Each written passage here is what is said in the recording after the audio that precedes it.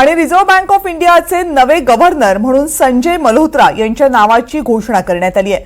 सध्याचे गव्हर्नर शक्तिकांत दास यांचा कार्यकाळ उद्या संपतोय आणि त्यांच्या जागी संजय मल्होत्रा जे विद्यमान केंद्रीय महसूल सचिव आहेत यांची नियुक्ती करण्यात आली आहे। आणखीन माहिती निनाद झारे आपल्याला देतील। निनाद, उद्या शक्तिकांत दास यांचा 6 वर्षाचा जवळपास जो अतिशय उत्तम कारकीर्द म्हणावी लागेल रिझर्व्ह बँकेच्या गव्हर्नर म्हणून, तो उद्या संपतोय। 10 डिसेंबर पर्यंत त्यांचा कार्यकाळ होता।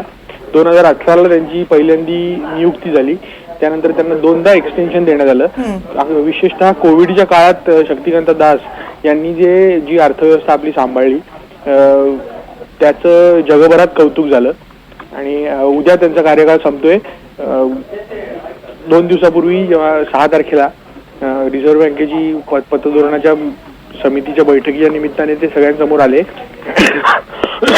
आणि सलग 11 वेळा व्याजदर स्थिर ठेवण्याचा निर्णय त्यांनी जाहीर केला। याचवेळी त्यांनी CRR मध्ये सुद्धा कपात जाहीर केली। या पुढच्या काळात आता रिझर्व्ह बँकेची धुरा जी असेल ती संजय मल्होत्रांवर असेल। संजय मल्होत्रा सध्या केंद्रीय अर्थ मंत्रालयात महसूल सचिव म्हणून काम पाहत आहेत। आता तिथून त्यांची नेमणूक रिझर्व्ह बँकेचे गव्हर्नरपदी झाली आहे। हे सलग दुसरे असे गव्हर्नर असतील की जे थेट वित्त मंत्रालयातून रिझर्व्ह बँकेत आलेले आहेत। आपल्याला हे समजून घेतलं पाहिजे की रिझर्व्ह बँक हे एक ऑटोनॉमिक बॉडी आहे आपल्याकडे, जिला निवडणूक आयोगासारखे अधिकार असतात। त्यांचा रिझर्व्ह बँक आणि सरकार यांच्यामधला दुवा ठरण्याचं एक महत्वाचं काम गव्हर्नरला करावं लागतं। ते शक्तिकांत दास यांनी गेल्या 6 वर्षात उत्तम प्रकारे केलं होतं। आता संजय मल्होत्रा ते कसं करतात याकडे सगळ्यांचं लक्ष असणार आहे।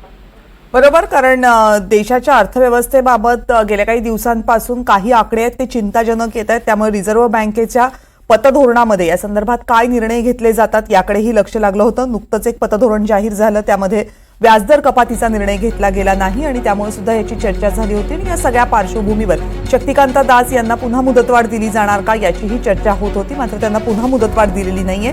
संजय मल्होत्रा हे आता नवे RBI गव्हर्नर असतील। निनाद, धन्यवाद तुम्ही दिलेल्या सगळ्या सविस्तर माहितीबद्दल।